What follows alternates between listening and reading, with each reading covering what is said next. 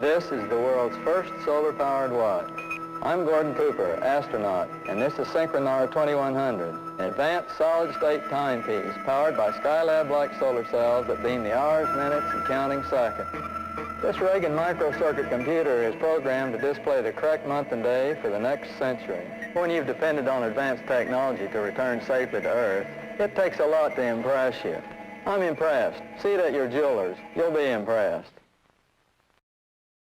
Now, the interesting thing about this watch is that beside the solar cells, that it has a programming device inside that automatically compensates for 30-day months, 31-day months, Februaries, leap years for 125 years.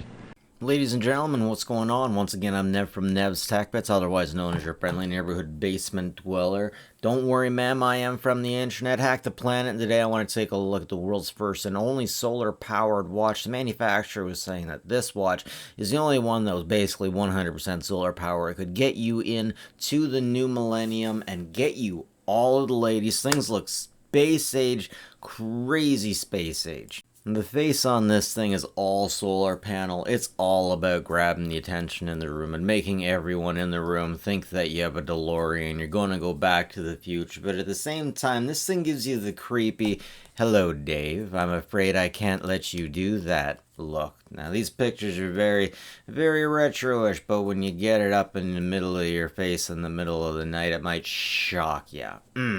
The sonar. Well, yeah. I keep calling it the sonar. The solar sonar.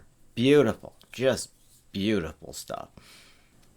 So it looks like this stuff actually legitimately sells in the secondary market.